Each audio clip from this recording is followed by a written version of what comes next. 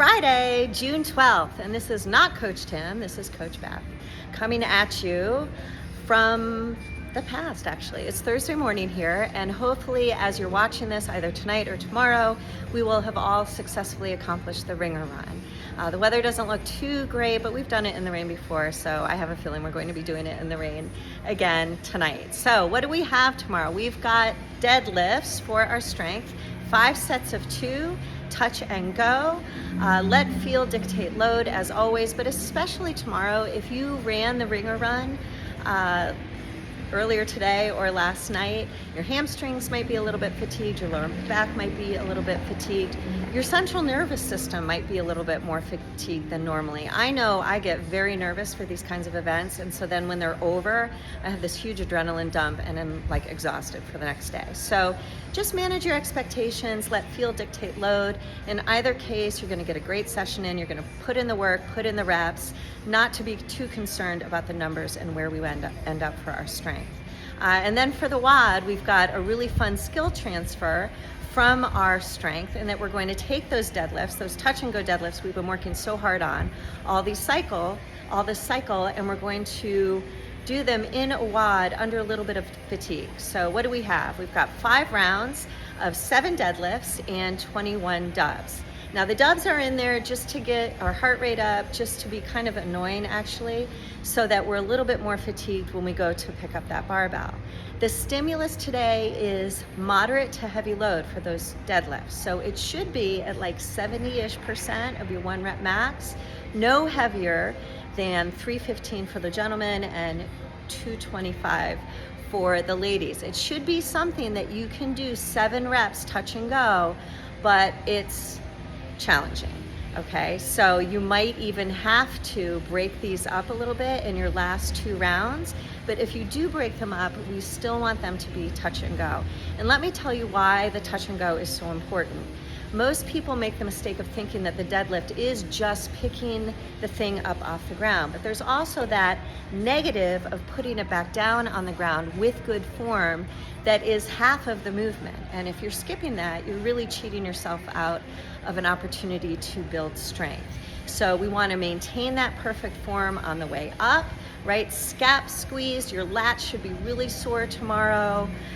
Hips and shoulders rise together, press the earth away with your legs, bring that barbell to your hips, and then on the way back down, we do the same exact thing. We maintain that tension in our entire body as we're setting it back down, and we're just tapping the ground and then back up. Now, these are heavy, so it doesn't mean that they're going to be quick, but we still want them to be touch and go to the best of your ability. So we're not dropping from the top at all, and we're also not doing this like kind of fakey touch and go that I see people doing, where they maintain the tension until they get the barbell to about their knees and then they just kind of drop it, but they keep their hands on the bar. That is not touch and go, that is still dropping it.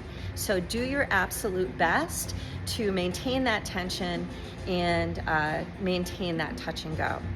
The dubs, like I said, if you are proficient at dubs, this is really much more of a deadlifting workout. The dubs are just there to kind of give you a nice break, actually, and to kind of keep that heart rate up.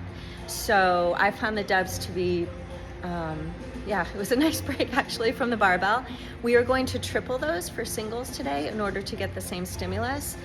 I would advise that when you're finished with your dubs, you take a second, bring your heart rate down, and I did that by just chalking up. I used that as an opportunity to chalk up. As you can see, it's really humid, it's really slimy today, and it probably will be tomorrow too. This is really taxing on your grip, so definitely make the use of chalk. I used a clean grip. I like to train my deadlifts with a clean grip and save that reverse grip as a tool for when I need it for 1 rep maxes. You guys do you, but I really like trying to challenge myself with the clean grip. This is a very grippy WOD. When you pick up your jump rope, don't death grip it, okay? Because you're gonna need to shake out your fingers a little bit and give yourself a little bit of break before you go back to the barbell. I just finished this and my time was 3:39. I did the first 3 rounds unbroken on the deadlift. I used 185. It should have been 200 for me, but my deadlift numbers aren't quite back to normal yet. That was plenty heavy for me. Second 2 rounds, I had to break them up. I did 4 and 3 each round with a very quick break. I just walked to the back of my box and then walked right back to the barbell and picked it up just to give my grip a little bit of a break. Yeah, and that was it. It was really fun, quick, and there is a 15-minute time cap on this, really just for people if they want to work on their double unders. But the deadlift should go pretty quickly. So have fun with this one, guys, and I will see you, if not tomorrow, over the weekend. Okay, bye.